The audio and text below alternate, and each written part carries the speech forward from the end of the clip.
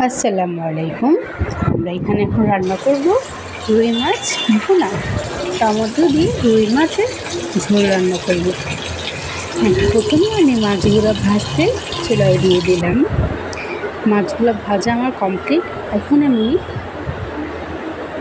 চুলায় কড়াই বসিয়ে দেব। তারপর আমি এখানে তেল দিয়ে দিব। তেলটা একটু গরম হয়ে আসলে আমি এখানে পেঁয়াজ বাটা দিয়ে দিব।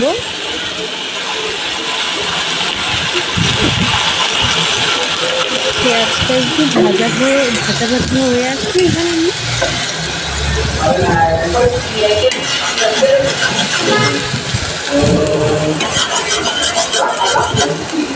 পেঁয়াজটা ভাজা করবো। তারপর এখানে আমি 1 টেবিল চামচ লবণ দিয়ে দেবো। সবগুলো নাড়াচাড়া দিয়ে এখানে আমি একটু আদা রসুন বাটা দিলাম। তারপর একটু নাড়াচাড়া দেবো।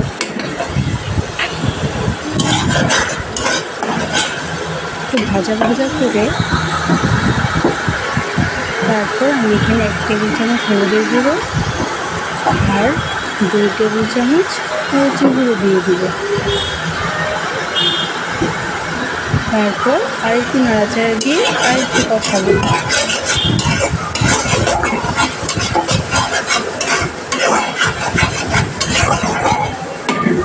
নাড়তে থাকবেন, ভাজা হবে। একটু ভাজা হয়ে আসলে তারপর এখানে আমি টমেটো পেস্ট দিয়ে দিব 3 টেবিল চামচ।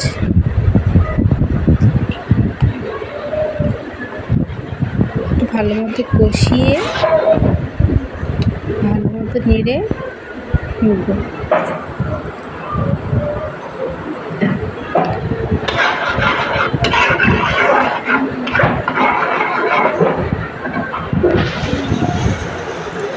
কষানো হয়ে গেলে আমি এখানে হালকা গরম একটু পানি দিয়ে দেবো।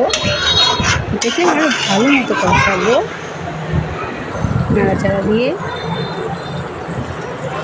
যখন দেখি বল আসতেছে তখন আমি এর ভিতরে মাছগুলো দিয়ে দেব। মাছগুলো দিয়ে আমি নাড়া দিয়ে দেব।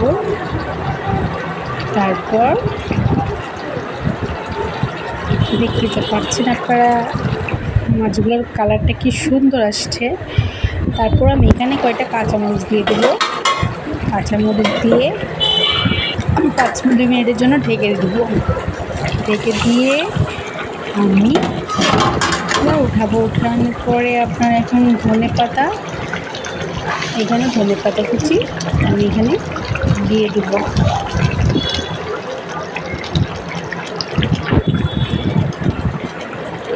ধনেপাতা দিয়ে একটু 2 মিনিটের জন্য আমি ঢাকনা দিয়ে ঢেকে রেখে দেব।